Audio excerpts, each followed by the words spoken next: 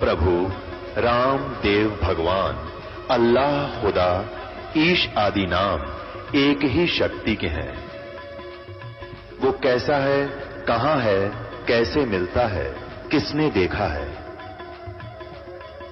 ये प्रश्नवाचक चिन्ह पूर्ण रूप से हटाने के लिए अवश्य सुनिए जगत गुरु तत्वदर्शी संत रामपाल जी महाराज के अमृत वचन, सर्व पवित्र धर्मों के पवित्र शास्त्रों के आधार पर। गरीबदास जी कहते हैं, जैसे दास आपको एक होरी शब्द सुनाता है, उसमें सतनाम पालड़ रंग होरी हो, उसमें ओरिजिनल मंत्र ये है, ओ हम सो हम पालड़ रंग होरी हो, 14 लोक चढ़ावे राम रंग होरी हो, 3 लोक पासे अंग धुर रंग होरी हो, तो ना तुले तुलाया राम रंग होरी हो।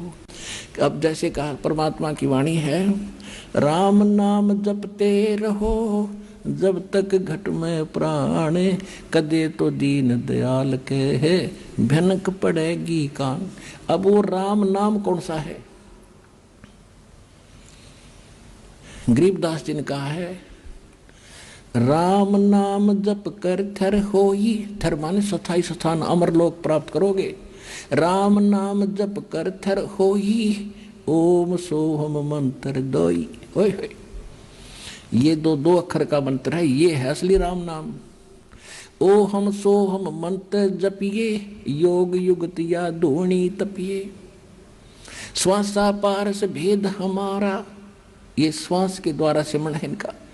फिर क्या बताया है, नामा छिपा ओम तारी, पीछे सोहम भेद विचारी, सार शब्द पाया जद लोई, आवाह गवन बहुड़ ना होई।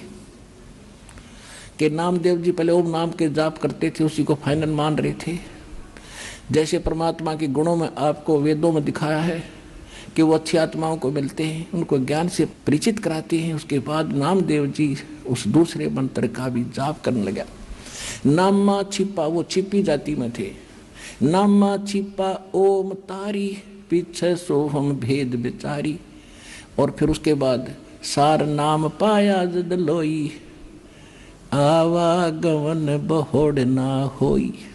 फिर आदरणीय धर्मदास साहिब जी को परमात्मा ने यही मंत्र दिए थे, ओहं सोहम शब्द प्रकाशा। और फिर आदरणीय गीसा दास साहिब जी को यही नाम दिए थे, उनका एक शब्द है, ओ हम सो हम जप ले भाई, राम नाम की यही कमाई। लेकिन सार नाम पुणात्मा इनसे भिन्न है, उसके बिना बात नहीं बने। जैसे ये 2 मंत्र का सतनाम बनता है, ये 2 अक्षर का, और सार नाम इनसे न्यारा है। तो ये कंप्लीट कोर्स इस दास के पास है, पूरे विश्व का कल्याण होगा जो नाम ले लेगा। आओ, हम पलकें बिछाए बैठे हैं, अपना कल्याण कराओ परमात्मा के बच्चों। बहुत जन्म खो दिए तुमने, समझा है तो सिर दर पाओ, भौर नहीं रह सदाओ।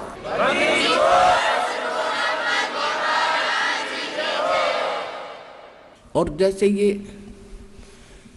कबीर परमात्मा इस संत मत के प्रवर्तक परमेश्वर कबीर साहिब जी हैं। ये वैसे तो चारों युगों में आते हैं, सतयुग में सत्सुकृत नाम से, त्रेता में मुनिंदर नाम से, द्वापर में करुणा में नाम से, और कलयुग में ये कबीर नाम से आए। तो ये संत मत के परिवर्तक हैं। इससे पहले कोई नहीं जाना था सतलोक और सचखंड के बारे में। ये परमात्मा की वाणी से ज्ञान चुरा कर राधा स्वामी वाले एक शब्द निकाल लिया, करने नो दीदार महल में प्यारा है, और उस हल्दी की गांठ से पंसारी बन गए। इन्हें कैक है भी पता नहीं। परमात्मा कलयुग के अंदर सन 1398 संवत 1455 ज्येष्ठ सुदी पूर्णमासी को सतलोक से आकर एक शिशु रूप धारण करके कमल के फूल के ऊपर प्रकट हुए थे, काशी शहर में लहर तारा तालाब पर। और 120 वर्ष तक रहे परमात्मा। सन 1518 तक, यानी संवत 1575 तक एक लीला करके जुल्हे का काम करते थे, साथ में ज्ञान प्रचार भी करते थे, और अपना सब ये ज्ञान सुनाया करते थे, अच्छी आत्माओं को समझाया करते थे। तो कबीर साहब जो हैं ये संत मत के प्रवर्तक हैं और यही स्वयं परम अक्षर ब्रह्म है। और वेदों और गीता से प्रमाणित हुआ कि स्वयं वो आते हैं सहशरीर, आते सहशरीर चले जाते हैं। उन्होंने ऐसी लीला की थी, सहशरीर आए थे और मगर से हजारों लोगों के सामने सहशरीर चले गए थे। और यही वेद बताते हैं, सहशरीर आते हैं, अच्छी आत्माओं को मिलते हैं, उनको ज्ञान सुनाते हैं और वो ज्ञान तत्व ज्ञान होता है।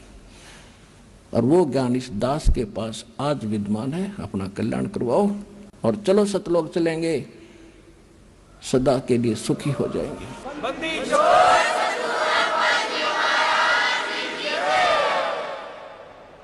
सत साहिब। अब आपको दो एक अनुभव सुनाएंगे पुण्यात्माओं। ये कोई बार बार समय नहीं मिलता। तपस्वी हजार हजार वर्ष तक शरीर को फूकते रहे, भगवान मिला नहीं। और यहाँ तो कोई असुविधा है को नहीं। बढ़िया भोजन खिलाकर अपने बच्चों को उड़ाकर रजाई बैठा रखा है और ऊपर ते वर्षा अमृत की आत्मा तृप्त हो रही है।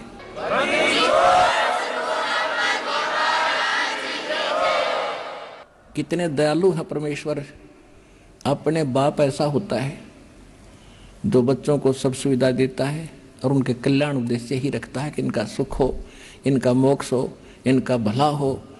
तो ये उद्देश्य परमात्मा कबीर साहब का ही है। आप उसके बच्चे हो, सारी सुविधा आपको देता रहेगा। लेकिन अब चूकी हो ना इस दाव ने, फिर कदे दाव नहीं लगेगा, बहुत युग बीत जाएंगे। सत साहिब।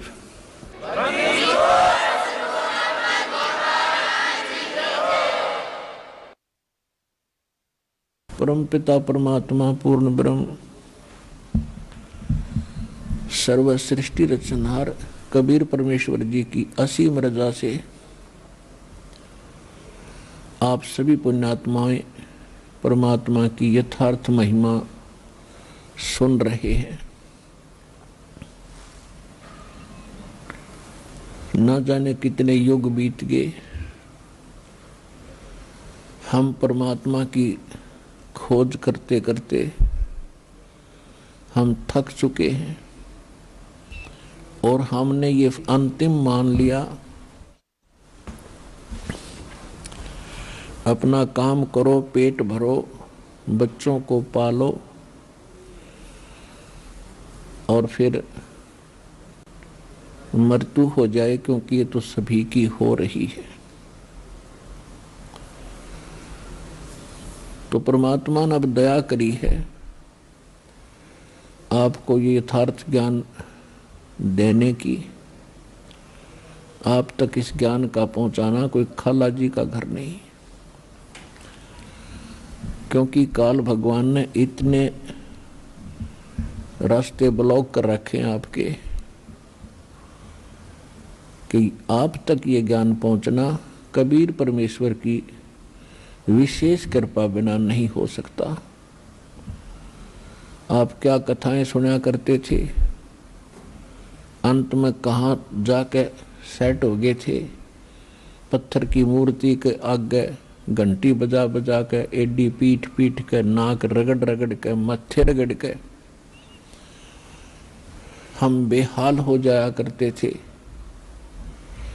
तो परमात्मा कहते हैं ये पत्थर के देवता, इनका कान ना आंख, भले आदमियों तुम्हारी के सुनाई करेंगे ये। और यदि ये आंख और कान वाले भी सामने आ जाए, ब्रह्मा विष्णु महेश गणेश, ये आप काल की कैद के अंदर बंद हैं। ये अपने भी संस्कारों को, अपने भी दुखों को ये टाल नहीं सकते, स्वयं भोगना ही इनको पड़ता है। तो हम उन की पूजा किया करते थे जो ना हमें हानि पहुंचा सकते हैं, ना हमें कोई लाभ दे सकते हैं। ये केवल आपका किया हुआ कर्म ही आपको प्रदान कर सकते हैं। परमात्मा ने एक विशेष रजा करी है आपको ये सच्चा ज्ञान सुनवाने की। नहीं तो काल भगवान ने जगह जगह ऐसे एजेंट छोड़ रखे हैं ना जाने कितने संत हैं, कोई जाड़े लाने वाला है, कोई कुछ करने वाला है, कोई ज्योतिष विद्या बताने वाले हैं, कोई नकली संत हैं, कोई किसी देव के पुजारी हैं। तो यहाँ तक पहुँचने से पहले बीच में बहुत घने एजेंट आपको डिस्टर्ब करने वाले हैं, और जो यहाँ पहुँच गए, कबीर परमात्मा की रजा बिना आप यहाँ नहीं आ सकते। इसलिए 100 बार शुक्र मनाया करो उस परम पिता का कि हे भगवान, आपने कैसे रजा करी हम दीनों के ऊपर। पुण्यात्माओं चाहे पूरी पृथ्वी का राजा हो और वो हमारे को कितना प्रभुता युक्त दिखाई देता हो, उस जीव का अंत अच्छा नहीं है जो भक्ति नहीं करते। और भक्ति करते हैं आन देवताओं की करते हैं, परमात्मा की भक्ति ना करके अन्य भक्ति साधना भी करते हैं, वो भी यूजलेस है। तो धीरे धीरे आपको ज्ञान होगा, परमात्मा की पहचान होगी, फिर आपको ऐसा होगा जैसे इंसान किसी बहुत भयंकर खतरे से बचने के बाद और फिर उसके सौंपन दिया करता है कि हे भगवान, बाल बाल बच गया, ना तो ऐसे हो जाता, ऐसे हो जाता। तो वो स्थिति आपकी कुछ दिनों में होगी, क्योंकि आपको तभी पता ही नहीं है कि हम जो कर रहे हैं और इसका फल क्या होगा, और पहले जो कर रहे थे उसका फल क्या होना था। पहले सत्संगों में बहुत बार आपको बताया कि जो भक्ति नहीं करते और सतगुरु जिनको नहीं मिलते, वो 84 लाख योनियों में कभी कुत्ते बनते हैं, कभी गधे बनते हैं, कभी पशु पक्षी जलचर मछली बनते हैं, मक्खी मच्छर बनकर पता नहीं कहाँ भटकते रहते। और अब आपको क्या बेनिफिट होगा, क्या लाभ होगा? जब तक कि संसार में रहोगे आप सुखी रहोगे, आपकी संतान सुखी रहेगी यदि भक्ति पर लगे रहे तो, मर्यादा में रहे तो। और अंत समय में आपको विमान लेने आएगा, आपको सतलोक से जहाज आएगा और उसमें बैठ कर जाओगे। आए हैं सो जाएंगे ये राजा रंग फकीरे, एक सिंहासन चढ़ चले एक बंधे जात जंजीरे। जाना तो सभी ने है, यहाँ से पृथ्वी पर रहेगा कोई नहीं, लेकिन उस जाने में अंतर बहुत हो जाएगा। जो भक्ति नहीं करते और भक्ति नकली करते हैं, डुप्लीकेट करते हैं, शास्त्र विदिता का मनमान्य आचरण करते हैं, उनको तो यम के दूत जंजीरों से बांध कर ले जाएंगे घसीट कर। और आप जी को एक सुंदर विमान आएगा लेने के लिए, उसमें बैठ कर जाओगे। तो कितना अंतर हो गया। आपने बेशक जरा सी बात लागती हो या, लेकिन इस दास को पता है कि आपका अंत कितना अच्छा होगा, और जो भक्ति नहीं करते उनका कितना बुरा होगा। तो बार बार दास तो सभी को संदेश दे रहा है, प्रार्थना कर रहा है कि अपने इस मनुष्य जीवन के मूल कार्य को संभालो, नहीं तो बहुत घना पछताना होगा, बहुत पछताओगे और फिर कुछ हाथ नहीं लगेगा। तो इस ज्ञान को बताने के लिए परमात्मा स्वयं ही आते हैं। ये ज्ञान पृथ्वी पर नहीं रहता, काल अपने दूतों को भेज के इसका नाश करा देता है। अब ये कुछ वर्षों चलेगा, लगभग 1000 वर्षों तक ये सत्य ज्ञान चलेगा। परमात्मा के बच्चे, वो पुण्यात्माएं जिनका अब जन्म होगा, मनुष्य का जन्म होना अति दुर्लभ, और इस समय में होना तो ये कति दुर्लभ। और जिन पुण्यात्माओं का इस समय में मनुष्य जीवन है तो सौभाग्यशाली हैं, वो बहुत अच्छी आत्माएं हैं। और उनसे भी अच्छी आत्माएं वो हैं जो शीघ्र यहाँ आ जाएंगी, सतलोक आश्रम बरवाला में भक्ति शुरू कर देंगे। और यदि यहाँ नहीं आए तो बेशक उनका मनुष्य जीवन भी है, तो उनका भविष्य बिल्कुल अंधकार में होगा। अब परमात्मा ने ये कह रखा है कि पूरा विश्व इस ज्ञान को स्वीकार करेगा और सतलोक में जाएगा यदि वो भक्ति करते रहे। तो परमात्मा यहाँ आकर हमें याद दिलाते हैं कि मनुष्य जीवन कितना कीमती है और इसको सदुपयोग ना करके आप दुरुपयोग करते हो तो अनमोल जीवन का नाश कर रहे हो। क्या बताते हैं? मानुष जन्म पाय कर जो नहीं रटे हरि नाम, जैसे कुआं जल बिना फिर बनवाया क्या काम। मानुष जन्म दुर्लभ है ये मिले न बारंबार, जैसे तरवर से पत्ता टूट गिरे वो बहुर न लगता डर। वो पृथ्वीपति चकवे गए जिनके चक्कर चलंत, रावण सरीखे कौन गिने ऐसे गए अनंत। सर्व सोने की लंका थी वो रावण से रणधीरम, एक पलक में राज बिराजी जम के पड़े जंजीरम। मन तो सुख के सागर बस रे भाई और न ऐसा यस रे। परमात्मा हमें याद दिलाते हैं कि मनुष्य जीवन प्राप्त करके यदि भक्ति नहीं करते हो तो उस प्राणी का वो मनुष्य शरीर ऐसा है जैसे कुआं बनवा रखा हो और बढ़िया उसकी कंस्ट्रक्शन कर रखी हो, लेकिन उसमें जल ना हो। उसका नाम भले ही कूप है पर गुण कूप के नहीं है। ठीक इसी प्रकार जो मनुष्य जीवन प्राप्त करके भक्ति नहीं करते वो प्राणी, उनका नाम मनुष्य अवश्य है पर गुण मनुष्य के नहीं है। वो तो पशु पक्षियों जैसे ही काम कर रहे हैं, जैसे वो कर रहे हैं ऐसे हम कर रहे थे। फिर क्या बताते हैं कि सर्व सोने की लंका थी। अब हम भक्ति ना करके कौन सा काम करते हैं कि अपनी मजदूरी करें या नौकरी करें, किसानी करें या जैसा भी जिसका व्यवसाय है वो, उससे क्या करना चाहते हैं कि वो कोठी बनावे फिर बढ़िया सी कार लेवाएंगे। परमात्मा कहते हैं सर्व सोने की लंका थी। तुम तो 100 ग्राम सोना किसी के पास गोल्ड है तो फूलिया नहीं समावे, ने सोचा पता नहीं के पा गया।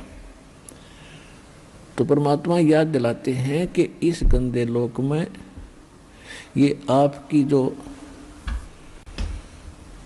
संग्रह करने की वृत्ति और इसी पर आश्रित हो जाना, ये तो बच्चों के खिलौने वाला खेल है तुम्हारा। भक्ति करते हैं वो अपना मूल काम संभाल चुके हैं। भक्ति ना करके ये यहीं की जोड़ तोड़ कोठी बंगले और प्लाट बनाने में जो लगा हुआ वो बच्चों वाले खेल खेल रहा है और उससे उसको कुछ भी हासिल होने वाला नहीं है। ऐसे बहुत से प्रमाण हैं और ये गिने बताने की आवश्यकता भी नहीं, आपको खूब पता है। और बहुत से ऐसे घटनाएं घटी हैं जो हमारे इस भक्ति जीवन के लिए बहुत लाभदायक सिद्ध हुई है। राम नाम कड़वा लागे और मीठे लागे दाम, दुविधा में दोनों गए भाई माया मिली ना राम। हाय हाय। एक आधी घटना जो ऐसी घट जाती है जो पर्याप्त होती है आपको समझने और संभलने के लिए। मुझदास के पूज्य गुरुदेव जी अधिकतर पंजाब में रहा करते थे और उनके वहाँ 3 आश्रम थे 3 शहरों में। उनमें से अधिकतर वो तलवंडी भाई जिला फिरोजपुर पंजाब में अधिक रहते थे। उनके सतलोक गमन के बाद ये दास वहाँ उनके आदेशानुसार जाया करते थे, सत्संग किया करते थे। सेकंड संडे का, द्वितीय रविवार को हम करते थे सत्संग। तो वहाँ उनके गुरुदेव जी के जो शिष्य थे, उनका कोई रिलेटिव आया हुआ था किसी कारण से, और उन्होंने शनिवार को शाम को जाना था। 2 बजे ही वो तैयार होने लगे। उनसे प्रार्थना की गई कि कल संडे है, सत्संग सुनियो और फिर चले जाना, छुट्टी भी है आपकी। तो उन्होंने कहा कि नहीं, कल मुझे बहुत आवश्यक कार्य है, और ऐसे ऐसे अपनी सारी मजबूरी बताई कि ऐसी पार्टी से मेरा एक एग्रीमेंट होगा जिसमें मुझे 5 लाख रुपए का बेनिफिट होगा। सन 1997 की बात है।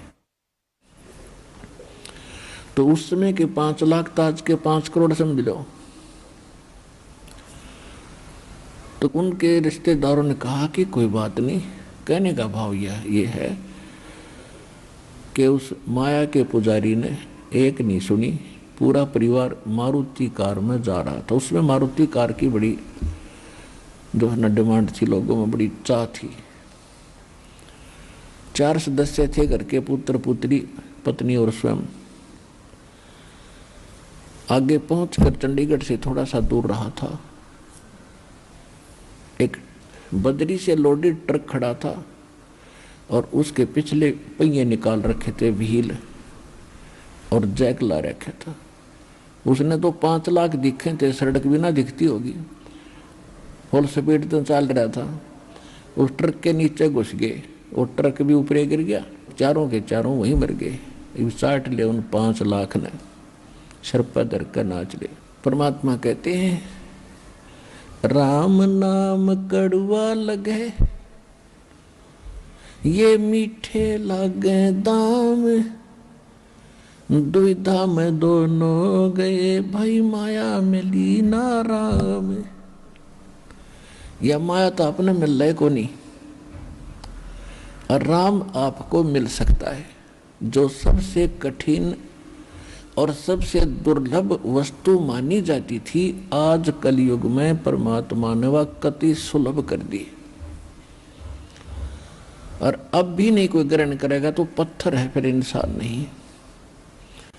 वो कर्महीन कर्म ठोक प्राणी है जो इतने प्रमाण इतने ज्ञान सुन के भगवान की तरफ अग्रसर नहीं होता। अब कहते हैं, संत शरण में आने से आई टले बला, जय मस्तिष्क में सूली हो वो काटे में टल जा। यदि वो कर्महीन इंसान अपने रिलेटिव के कहने से और रुक जाते, वह बला टल जाती। कहते हैं, संत शरण में आने से आई टले बला, और जय मस्तिष्क में सूली हो वो काटे में टल जा। परमेश्वर कबीर जी चारों युगों में आते हैं, क्योंकि ये आपके परम पिता हैं, ये आपके अपने हैं, और अपनों के लिए अपने दुखी हुआ करें। एक कवि का एक सिंपल सी कहानी वो भी सुनाया करते थे कि नो तो दुनिया मरे बतेरी, पर अपने का दुख हो से। तो उस परमात्मा के हम अपने हैं, और अपने का दुख अपने को ही होता है। अब हमने इतनी भांग पी रखी है इस काल की, और अज्ञान इतना हमारे अंधेरा कर दिया, हमारी आत्मा की आंखें बंद कर दी, और ये चरम दृष्टि गणी खोल दी, चतुर गणे बना दिए, इंजीनियर बना दिए, डॉक्टर बना दिए, अच्छे एजुकेटेड बना दिए, मंत्री प्रधानमंत्री जज बना दिए, और हमारी आंख फूल गई। अब हमने तो सैकड़ों आदमी सरजी के नाले मिल गए, सैकड़ों सलूट मार रहे हैं, हमने क्या जरूरत भगवान की। और ये आपके हैं पिछले पुण्य, पिछले जन्म की जो पुण्यात्माएं हैं उनको ऐसी ऊंच पोस्ट प्राप्त होती है और उन्हीं को संत पद प्राप्त होता है। नकली संत पद भी वही प्राप्त करते, क्योंकि उनके संस्कार तो काल ने देने ही देने हैं, वो किसी प्रकार से बर्बाद करवा उनके। और वो परमात्मा आके हमारी आंखें खोलते हैं, कहते 100 छल छिद्र मैं करूं अपने जन के काज, और अरणक शिपु जीव मार दूं मैं नरसिंह दर लूं साज। कहते अपने भगत के लिए मैं भी बहुत कुछ कर देता हूं। तो इसी उद्देश्य से जैसे परमात्मा के विधान में लिखा है कि वो परमात्मा सतलोक से चलकर आते हैं, अच्छी आत्माओं को मिलते हैं, उनको तत्व ज्ञान सुनाते हैं। इसी आधार से परमात्मा कहीं पर भी प्रकट हो जाते थे और वहाँ 10-20 वर्ष रहकर वहाँ के अक्षेत्र की जो पुण्य आत्माएं होती थी उनको आपदाओं से बचाते थे। उनमें परमात्मा की आस्था दृढ़ करने के लिए वहाँ कुछ दिन उस अक्षेत्र में रहा करते थे। वो ये चाहते थे कि कलयुग तक इनके हृदय में भगवान की भक्ति की चाह बनी रहे, ये नास्तिक ना हो जाए। तो इस कारण से परमात्मा एक गांव के बाहर आश्रम बनाकर छोटी सी झोपड़ी डालकर एक संत की भूमिका कर रहे थे, कबीर भगवान जी। और घूमते फिरते रहते थे। तो ऐसे उन्होंने कई स्थानों पर, लगभग 20-30 स्थानों पर ऐसे जगह जगह अपनी झोपड़ी और एक आश्रम का छोटा सा निर्माण कर रखा था। और वो उस प्रत्येक आश्रम में किसी में 10 दिन, किसी में 15 दिन, किसी में 1 महीना ऐसे रुका करते थे, फिर चले जाते थे। एक गांव के अंदर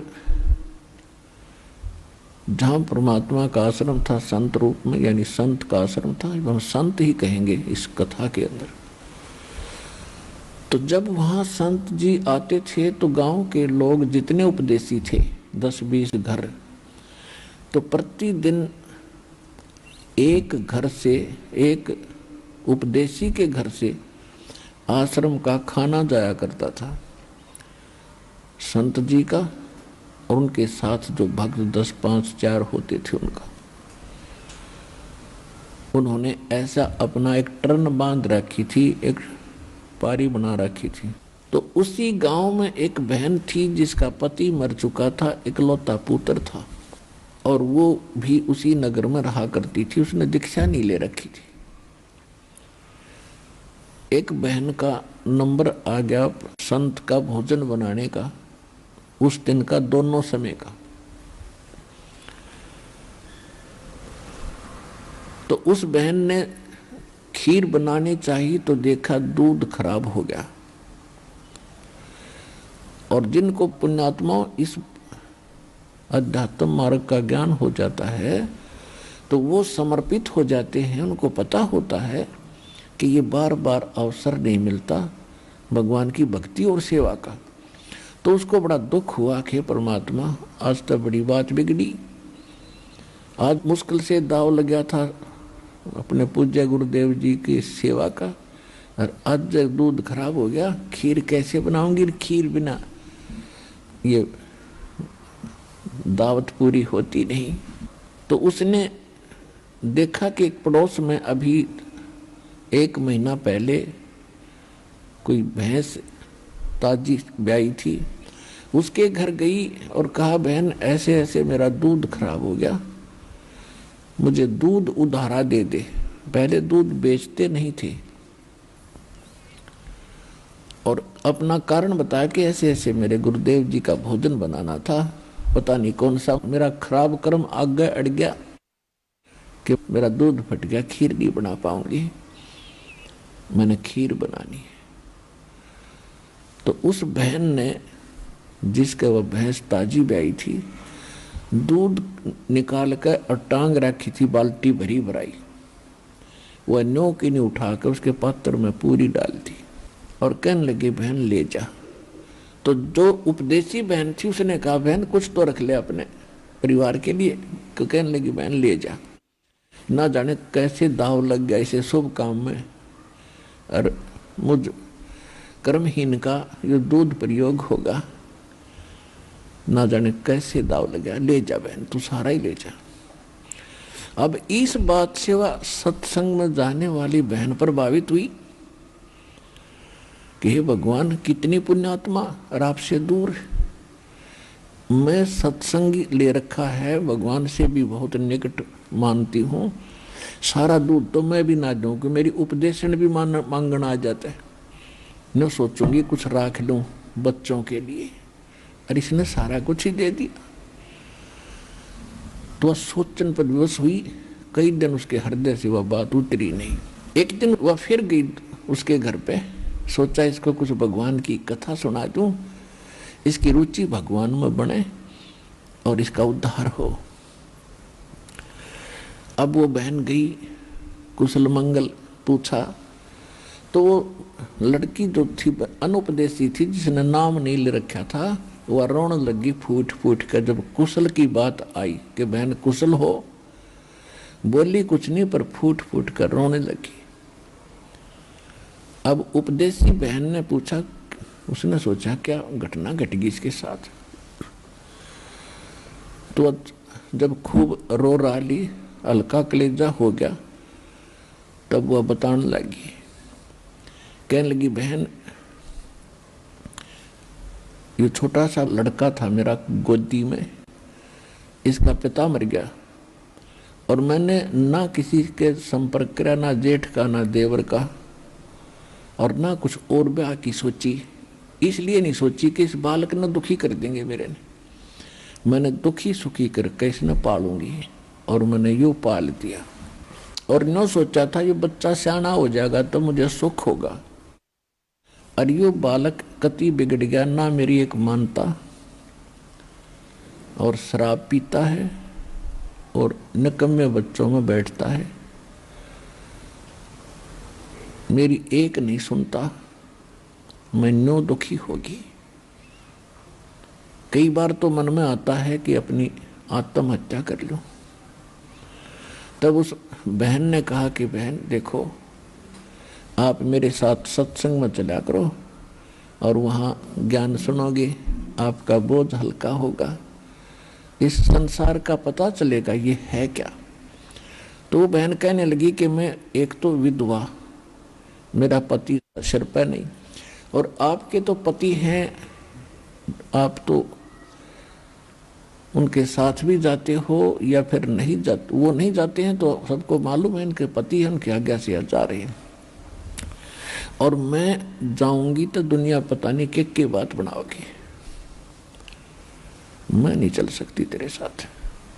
तो उस बहन ने फिर बहुत सा ज्ञान सुनाया उसको। कैसे? उसने बताया कि बहन देखो, क्योंकि सत्संग सुन रखा था, सत्संग सुनने वाले भक्त बहन बेटियां भाई बुजुर्ग जहां भी किसी कहीं पर जाएंगे तो वो चंदन जैसी लकड़ी होती है वह, और चंदन की लकड़ी को से छोटा सा गुटका की तरह रख दो, वो महक छोड़ेगा। तो ये स्वाभाविक बन जाता है। इस ज्ञान को सुनकर सोचते सबको बताऊं, सबको आवश्यकता है इस वस्तु की। तो वह बहन बताने लगी कि देखो, हम सत्संग में सुनते हैं तो उनको आधार बनाकर हम आगे बढ़ेंगे। आपने मीराबाई सुनी है? हाँ जी, खूब सुनी है। मीराबाई ने समाज को नहीं देखा, समाज के साथ कितना संघर्ष किया, और आज वो सफल हुई। यदि मीराबाई ये सोचती कि समाज के कहेगा, कोई गुंडी कहता, कोई भुंडी कहता, और उसको मालूम था मैं कर क्या रही हूं, तो समाज तो देखो किसी को कुछ ना कुछ वो कहता ही रहता है, जैसी उनकी बुद्धि काम करती है। लेकिन भगवान से परिचित होने के बाद वो आत्मा परमात्मा से दूर नहीं हो सकती, चाहे सारा संसार एक तरफ हो। अब मीराबाई की कथा सुनाई उस बहन ने। क्या सुनाया? पुण्यात्माओं, आपने आज तक अध्यात्म ज्ञान जो है वो अध खबड़ा सा सुन रखा है, कहीं का सिर कहीं की चोटी, इस तरह का ज्ञान आपको सुना है। यथार्थ ज्ञान, तत्व ज्ञान अब सुनने को मिलेगा। संपूर्ण कथाएं कैसे हैं। मीराबाई बचपन से ही परमात्मा में बहुत ज्यादा आस्था रखती थी और ठाकुर समाज में उनका जन्म था। ठाकुर लोग अपनी बहन बेटियों को, बहुओं को पर्दे में रखते थे, घर से बाहर नहीं जाने देते थे, अपनी इज्जत समझते थे और स्वयं सारा काम करते थे। गोबर आप डाल के आते, पशुओं का बाहर, पानी खुद भरा करते, पर अपनी बहन बेटी बहुओं को वो घर से बाहर नहीं जाने देते थे। वो अपनी इतनी इंसल्ट समझते थे और अगर कोई गलती कर देती थी, लड़की किसी कारण से बाहर चली जाती तो उसको खत्म कर देते थे। यहाँ तक उनका एक ऐसा ट्रेंड बना हुआ था। तो उस समाज में मीराबाई का जन्म हुआ और काल ऐसा ही करता है। जो पिछला संस्कारी हंस होता उसको ऐसे किले में फिट कर देगा कि वो भक्ति या तो करे नहीं, और करेगा तो उसको उपलब्ध नहीं होने देंगे। तो मीराबाई की माता बहुत धार्मिक थी और घर पे ही अपने श्री कृष्ण जी की वह पूजा करा करती थी। और मीराबाई ने बचपन से ही, जैसा भी सुनते हैं, तुलसी में आस्था बन गई, श्री कृष्ण जी को अपना मालिक मान लिया। फिर उसका कुछ समय के बाद विवाह करने लगे तो अपनी माँ से कहा कि माँ, मैं दो बार ब्याह नहीं कराती, मैंने विवाह कर लिया श्री कृष्ण जी से। फिर भी जैसे तैसे उसको जबरदस्ती करके उसका ब्याह कर दिया। तो 4-5 वर्ष ब्याह के उपरांत उसका पति राजा था और घर में बड़ा था। उसका एक देवर था। तो उसके पति की विवाह के 4-5 वर्ष के बाद मृत्यु हो जाती है। जब वो उसका पति था, राजा था, और मीराबाई ने अपने पति से कह दिया था कि मैं भक्ति करूंगी, भक्ति से ना रोकना मुझे। तो वो अच्छी आत्मा, नर्म आत्मा का था। उसने कहा मैं बिल्कुल नहीं रोकूंगा।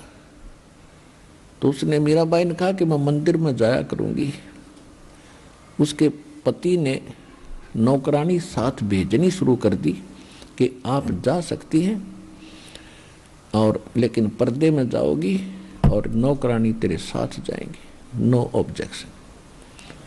तो इतना रास्ता परमात्मा ने दया कर उसका खोल दिया।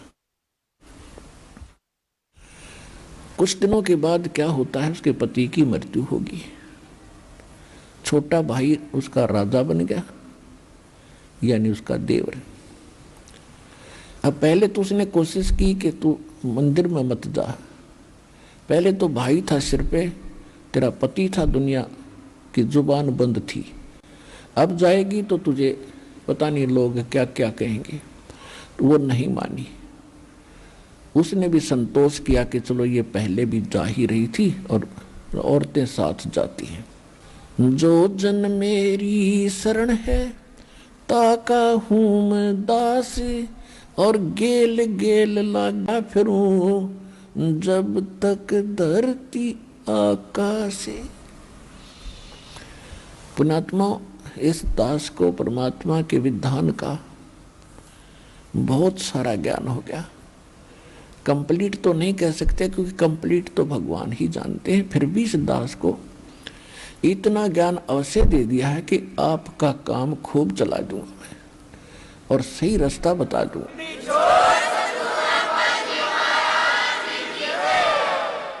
अब जो भक्ति का समय अब है, ये कंप्लीट कोर्स यानी संपूर्ण साधना आपको प्राप्त होगी, हो चुकी है और हो रही है।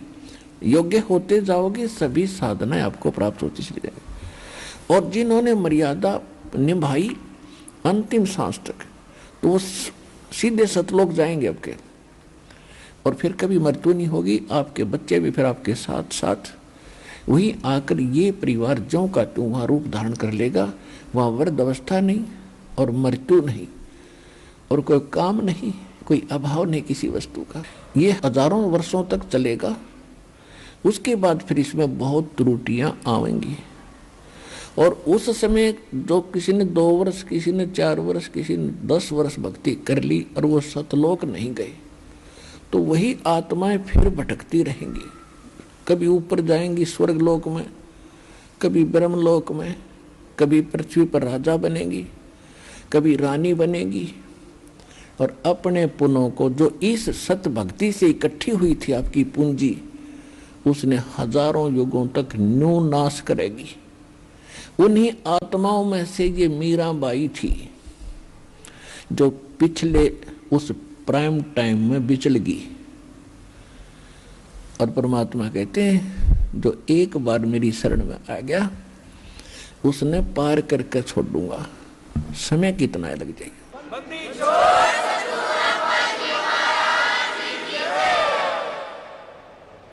तो एक दिन मीराबाई जिस मंदिर में जाती थी उसके रास्ते में एक गरीब सा भक्त था, झोंपड़ी थी, आगे बगीचा सा था, वैसे गांव साजला। उस बगीचे से में परमात्मा कबीर जी और रविदास जी ये दोनों वहां सत्संग कर रहे। देखो भगत में एक गुण न्यारा होता है कि साधु संत या परमात्मा की चर्चा कहीं हो रही हो, वो दिखाई दे जा तो सबता आकर्षित होती है। मीराबाई मंदिर से होकर के वापस आ रही थी, तब तक सत्संग शुरू हो चुका था। तो उसने सोचा 2 मिनट, घंटा, आध घंटा महापुरुषों की वाणी सुनती हूँ, परमात्मा की चर्चा चल रही है। वो वहां जाकर बैठ गई और परमेश्वर कबीर जी को तो मालूम था, कहते गोता मारूं स्वर्ग में जा बैठूं पाताल, गरीब दास ढूंढता फिरूं अपने हीरे मोती लाल। तो परमात्मा उस हीरे को खोज रहा था, उसको ग्रहण करना था मीराबाई को। मीराबाई वहां पहुंची, वह कृष्ण की, श्री राम की यानी श्री विष्णु जी की पुजारिन थी। परमात्मा बता रहे थे कि तीनों देवता ब्रह्मा विष्णु महेश नासवान हैं, इनकी जन्म मृत्यु होती है। 3 देव की जो करते भक्ति, उनकी कदे ना होवे मुक्ति। अपने आत्माओं पहली बार हमने भी ये बात सुनी थी तो चक्कर काट गया दिमाग कि कहते यू महात्मा पागल है, इसने अकल नहीं कती भी, बिना सिर पैर की बात कह रहा है कि विष्णु राम और ये नासवान है, इनकी भक्ति ठीक नहीं। तो मीराबाई का उथल पुथल होगी, लेकिन श्रद्धालु बगावत नहीं करते, दुख कितना ही हो। वो सुनती रही। सत्संग के बाद करबद्ध होकर कहा कि महाराज जी आपने जो यह बात कही मुझे बड़ा दुख हुआ। मैं श्री कृष्ण जी की पुजारिण हूँ, विष्णु जी की पुजारिण हूँ। आज तक हमने नहीं सुना अभी इनसे ऊपर कोई शक्ति है और इनकी भक्ति ठीक नहीं। परमात्मा ने कहा कि बेटी मुझे शौक नहीं झूठ बोलने का, मैंने आपसे कुछ लेना नहीं, मैं तो एक सत्संग कर रहा हूँ, सच्चाई बता रहा हूँ। आपको अच्छा लगता है तो ग्रहण करो, नहीं तो आपके ऊपर कोई प्रेशर नहीं, दबाव नहीं। तो वो कहने लगी जी मैं इस बात को जानना चाहती हूँ कि सचमुच ये क्या भगवान विष्णु से भी ऊपर कोई शक्ति है? श्री कृष्ण जी तो मेरे साथ कई बार तो प्रत्यक्ष आकर बातें करते हैं। तो श्री कृष्ण भगवान ने कहा, परमेश्वर कबीर जी ने कहा कि बेटी ये देवताओं के अंदर एक क्वालिटी होती है कि झूठ नहीं बोलते। तो अगर अब कह तेरा दाव लगे श्री कृष्ण जी तेरे तो बात करे, या अवश्य प्रश्न पूछना कि क्या आपसे भी ऊपर कोई शक्ति है? अब उसके तरफ लगी कति कसूती और लगी फिर हृदय से पुकार करने श्री कृष्ण जी की। श्री कृष्ण जी प्रकट हुए और मीराबाई ने कहा कि महाराज मैंने आज संतों से कुछ ऐसी अटपटी सी बात सुनी जो मेरे गले उतर नहीं रही, आप निर्णय करो। उन्होंने कहा कि आपसे ऊपर भी कोई परम शक्ति है। श्री कृष्ण जी ने कहा कि मीरा वो शक्ति परम है, लेकिन वो प्राप्त नहीं होती। हमने खूब समाधि लाला देख ली, वो मिल नहीं सकती। तो मीराबाई को इतना तो क्लियर हो गया कि इनसे ऊपर है कोई शक्ति। और महात्मा न्यू कह रहे थे हम ऐसा मंत्र देंगे आपको, 100% गारंटी देते हैं भगवान मिलेगा। तो जब वह सत साहिब कर दी श्री कृष्ण जी थे, मीराबाई ने सूक्ष्म वेद में कहा कि एक के चोट सिधारिया जिन मिलन दाचा, एक का चोट बतेरी जिन भगवान चाहिए। अटपट की क्या जरूरत थी जब खुद स्वीकार कर लिया स्वयं। मीराबाई रात काटनी मुश्किल होगी उसने, और सुबह मंदिर तो गई, भूल सीधी बगीचे में गई। और 1 हफ्ते का सत्संग मालिक ने जान कर रख रखा था। तो जाति चरणों में गिर गई कबीर भगवान के, कहने लगी महाराज मेरा कल्याण कर दो। मतलब घनी भूल में सोऊं थी। परमात्मा ने सभी श्रोताओं के सामने पूछा, बेटी सच्ची बात बता क्या बात हुई।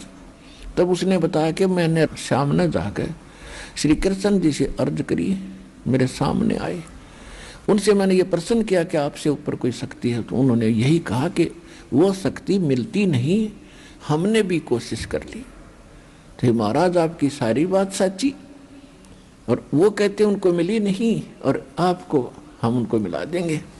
तो परमात्मा ने कहा कि बेटा संत होगा वो झूठ नहीं बोला करे, और बकवादी अपने अटपट कर के लिए स्वार्थ सिद्धि के लिए कितनी झूठ बोल सकता है।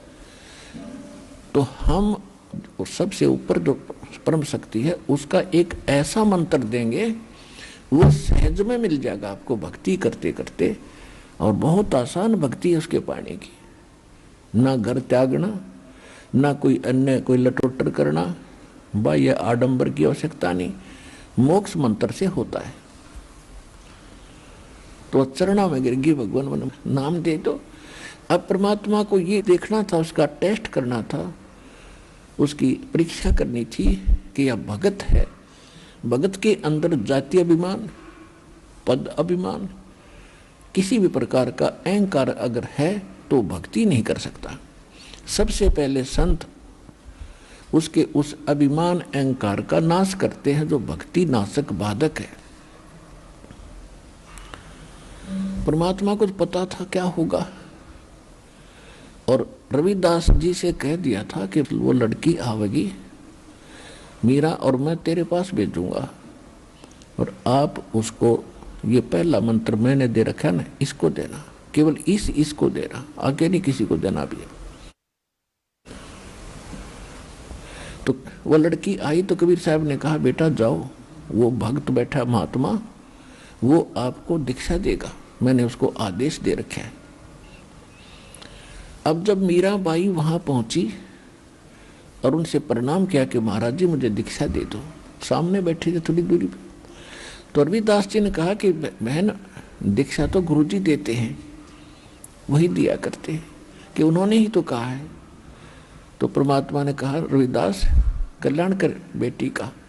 आइए अब हम उन श्रद्धालुओं के अनुभव जानते हैं जो जगत गुरु तत्वदर्शी संत रामपाल जी महाराज जी से दीक्षा प्राप्त कर चुके हैं तथा उनके द्वारा बताए गए भक्ति मार्ग पर चल रहे हैं। सर नमस्कार। नमस्कार। क्या नाम है जी आपका? कमलेश कुमार। कमलेश जी कहाँ से आए आप? गांव है 8 पीढ़ी, तहसील सूरतगढ़, जिला श्री गंगानगर, राजस्थान से हूँ जी। मैं क्या करते हैं जी? मैं अभी फिलहाल गवर्नमेंट टीचर हूँ अभी वर्तमान में, और तृतीय श्रेणी अध्यापक पद पे कार्यरत हूँ जी। सर संत रामपाल जी महाराज जी से नाम दीक्षा लेने से पहले आप क्या भक्ति साधनाएं करते थे? संत रामपाल जी महाराज जी से नाम दीक्षा लेने से पहले मैं गुरमीत राम रहीम जी से नाम दीक्षा ले रखी थी, और उनकी सत्संग में एक बार मैं गया था कोलायत में। तो वो जो प्रवचन कर रहे थे वो किसी शास्त्र अकॉर्डिंग प्रवचन नहीं कर रहे थे। तो मेरे को ऐसा लगा कि भाई ये जो शास्त्र विरुद्ध साधना बता रहे हैं, तो मैंने 2-4 साल उनकी भक्ति करी, फिर मैंने उनके जो है साधना छोड़ दी। मेरे कोई लाभ नहीं हुआ, इसलिए मैंने उनके साधना त्याग दी जी। सर मेरा सवाल ये था कि जब सभी संत ये मानते हैं कि भक्ति करने से कोई लाभ नहीं मिलता, तो आप लाभ की इच्छा क्यों कर रहे थे? सर 3 साल तक आपने गुरमीत राम रहीम सिंह से नाम दीक्षा लेकर के भक्ति साधना की, तो फिर आप संत रामपाल जी महाराज से क्यों जुड़े? क्योंकि सर उनकी भक्ति से मुझे किसी प्रकार का कोई लाभ नहीं मिला जी। वो शास्त्र अनुसार नहीं थी, इसलिए लाभ नहीं मिला। और हमारे घर में बहुत सारी परेशानियां थी, बेरोजगारी थी, पूरा परिवार ही गरीबी की मार में बड़ा जोरदार से चल रहा था। मुझे किसी प्रकार के से मतलब नौकरी जॉब नहीं मिल रही थी, और हम दूसरे घरों में जाके काम करके अपना रोजगार करते थे जी। और हमारा परिवार जो है कई सालों से खेती चौथे पांचवें हिस्से में कर रहा है जी। तो एक बार क्या हुआ कि सत्संग संत रामपाल जी का सत्संग जो है टीवी पे चल रहा था, और मैंने उनको सुना। तो मेरे को एक अजीब सा ज्ञान लगा कि ये संत जी जो हैं वो सब शास्त्र मतलब उठा के दिखा रहे हैं, लाइन टू लाइन बता रहे हैं। गीता जी का श्लोक दिखा रहे हैं, गुरु ग्रंथ साहिब की वाणी दिखा रहे हैं, कुरान शरीफ का प्रमाण दे रहे हैं, बाइबल का दे रहे हैं। तो मेरे आत्मा को ऐसा लगा कि वाकई में ये संत कुछ अलग हैं, दुनिया से अन्य संतों से अलग हैं। तो मैंने कई महीनों से वो सत्संग सुना, और सुनते सुनते मैंने पुस्तक भी पढ़ी, ज्ञान गंगा पुस्तक पढ़ी, उसके माध्यम से मैंने मिलान भी किया शास्त्रों से। तो मुझे लगा भी वाकई में ये संत रामपाल जी महाराज जो हैं वो पूर्ण संत हैं, हमें सारे लाभ दे सकते हैं। गुरमीत राम रहीम सिंह से नाम दीक्षा लेकर के जो भक्ति आप कर रहे थे, उस भक्ति को करते करते आपको बेरोजगारी की समस्या थी, जैसा कि आपने बताया, और भी आपको मानसिक समस्याएं थी। क्या वो समस्याएं संत रामपाल जी महाराज से नाम दीक्षा लेने के बाद ठीक हो गई? बिल्कुल जी, क्यों नहीं सही होगी। अगर संत पूर्ण होंगे, शास्त्र अनुसार साधना बताएंगे। वो एक बार संत रामपाल जी महाराज बता रहे थे, गीता अध्याय 15 श्लोक 1 से 4, कि वो जो संत होगा, तत्वदर्शी संत होगा, वो पीपल रूपी संसार रूपी जो पीपल रूपी एक वृक्ष है, उसके जड़ से लेके टहनी तक बताएगा, ये डार क्या है, मूल क्या है। तो इसी तरह वाणी भी आती है, अक्षर पुरुष एक पेड़ है, निरंजन वा की डार, और तीनों देवा शाखा है, पात रूप संसार।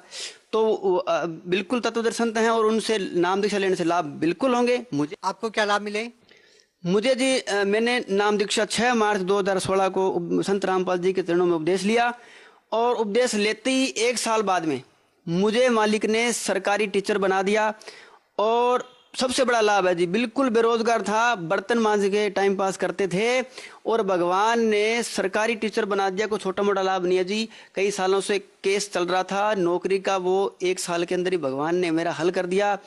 अच्छी इनकम है, घर में सारे सुख हैं, धीरे धीरे सारा परिवार उपदेशी हो गया। उसके बाद में थोड़े घर वालों को चिंता हुई कि शादी कर दें, तो वो भी समस्या हो गई। तो परमात्मा संत रामपाल जी महाराज ने बिल्कुल निःशुल्क दहेज रहित रमैनी जो कहते हैं, जो संत रामपाल जी की मतलब जो होती है शादी, वो रमैनी के नाम से जान जाती है। 17 मिनट के अंदर गुरुवाणी के माध्यम से मेरी रमैनी हुई। बहुत सारे गांव के लोग, हजारों लोग देखने आए, वो बड़े प्रभावित हुए कि वाकई में संत रामपाल जी का जो ज्ञान है उत्तम है। किसी प्रकार की कोई पार्टी वगैरह, कोई दहेज वगैरह, लेन देन गहना, किसी प्रकार का कोई लेन देन नहीं हुआ। और उस रमैनी के अंदर हजारों लोग देखने आए। किसी प्रकार की कोई बीड़ी वगैरह, नशा वगैरह, कोई दारू वगैरह, डीजे बैंड बाजे कुछ भी नहीं था।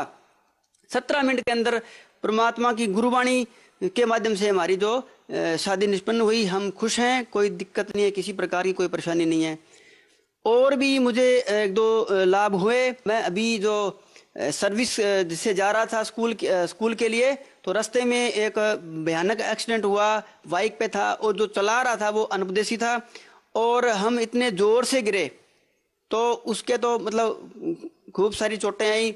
संत रामपाल जी महाराज की दया से मुझको बिल्कुल भी खरोंच नहीं आई, और मैं अपने कपड़े झाड़ के स्कूल चला गया। और अभी 15-20 दिन पहले एक चमत्कार और हुआ मेरे साथ। बरसात का मौसम था, और मेरी बाइक जो है 60 की स्पीड में थी। आगे से एक बस आ रही थी, और साइड में 2 ट्रक खड़े थे। तो दास ने थोड़े से ब्रेक लगाए, ब्रेक लगाती मेरी बाइक नीचे गिर गई। किसी प्रकार की कोई खरोंच नहीं। मैं 20 मीटर तक घसीटता गया, और सामने बस बिल्कुल जस्ट ब्रेक लगाए। दास को किसी प्रकार की कोई खरोंच तक नहीं आई जी। और ये है संत रामपाल जी का चमत्कार जी। सर, ये भी अपने आप में एक हैरान करने वाली बात है कि आप जिस संत से जुड़े हैं वो जेल में हैं, और जब आप उनसे जुड़े तब भी वो जेल में ही थे। आपने बताया कि आपने 2016 में संत रामपाल जी महाराज जी से नाम दीक्षा ली। क्या आपको ऐसा नहीं लगा कि एक ऐसे संत से नाम दीक्षा कैसे ले सकता हूँ जो जेल में है? देखो जी, आपने बहुत अच्छा क्वेश्चन किया है। ये कंप्रोवाइजन होना चाहिए। तो मैंने संत रामपाल जी महाराज जी से दीक्षा इस प्रकार से ली, क्योंकि उनका ज्ञान जो है वो बिल्कुल शास्त्र अकॉर्डिंग है।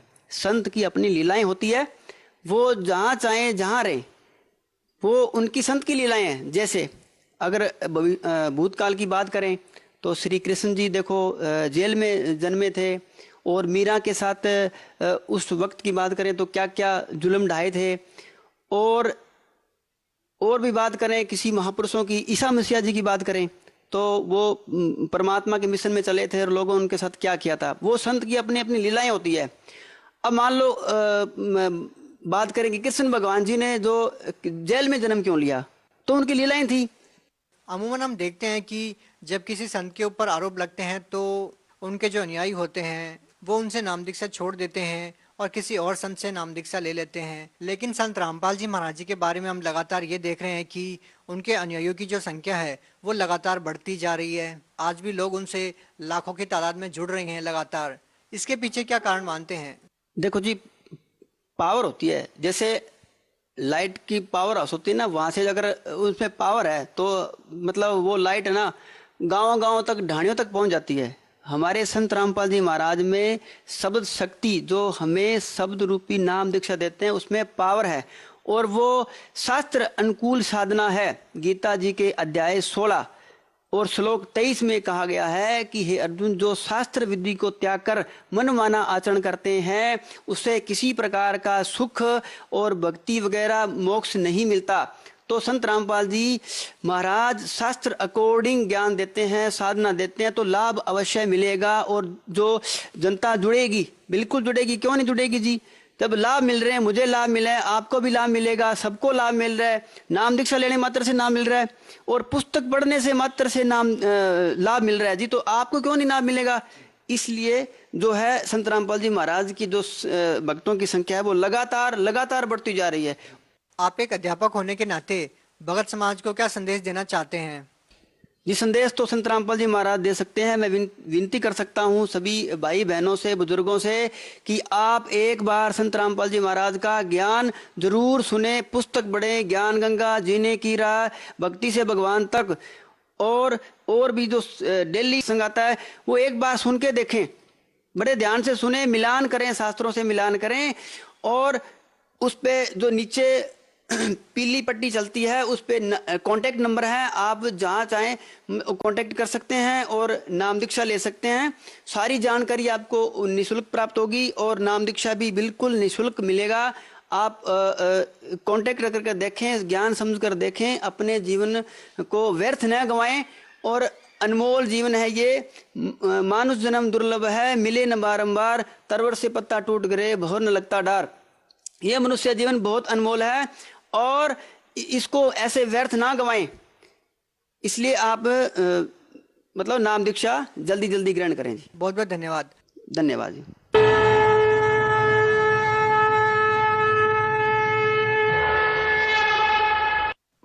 आप सुन रहे थे जगत गुरु तत्वदर्शी संत रामपाल जी महाराज के मंगल प्रवचन।